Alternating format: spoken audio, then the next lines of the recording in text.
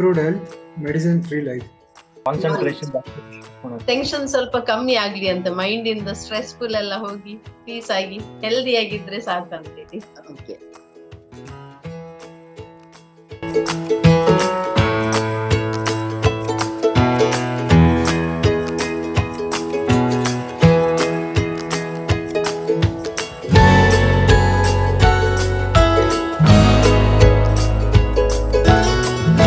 ಇದು 4 ದಿವಸ ಹೇಗೆ ಹೋಯ್ತು ಅಂತ ಗೊತ್ತಾಗ್ಲೇ ಇಲ್ಲ. ತುಂಬಾ ಖುಷಿ ಆಯ್ತು ma'am. First morning I am not a morning person, ಅಷ್ಟು ಬೇಗ ಏಳ್ಲಿಕ್ಕೆ ಆಗ್ತಾ ಇರ್ಲಿಲ್ಲ. ಬಟ್ ಈ ಪ್ರೋಗ್ರಾಮಿಗೆ with enthusiasm and so much energy I use to wake up in the morning and use to feel so fresh.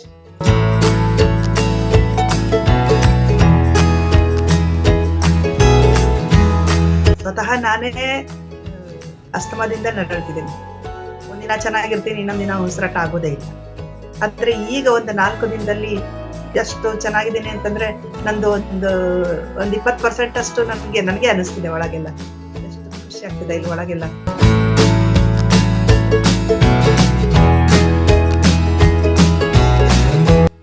ತುಂಬಾ ಚೆನ್ನಾಗಿತ್ತು ಎಕ್ಸ್ಪೀರಿಯನ್ಸ್. ಮೊದ್ಲು ಸಹ ಯೋಗ ಮಾಡಿದ್ದೇನೆ, ಆದ್ರೆ ಮೆಡಿಟೇಷನ್ ಮತ್ತೆ ಸುದರ್ಶನ ಕ್ರಿಯೆಯಲ್ಲಿ ಬೇರೆನೆ ಅನುಭವ. ಖಂಡಿತವಾಗಿ ನಾನು ಬೇರೆಯವರಿಗೂ ಸಜೆಸ್ಟ್ ಮಾಡ್ತೇನೆ.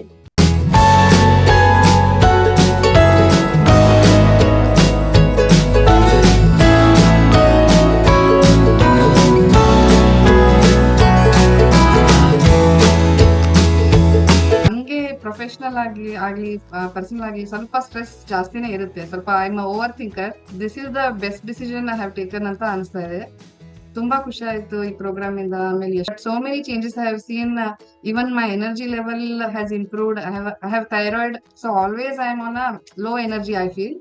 But now after in a 3 days span only I am feeling like I have more energy and more positive outlook towards life. Like I need to thank my brother who suggested me this course. Now ನೋಡ್ತಾ ಇದ್ದಾರೆ, ನಾನು 1 ವರ್ಷದಿಂದ ಯಾವ ತರ struggle ಆಗ್ತಾ ಇದ್ದೀನಿ.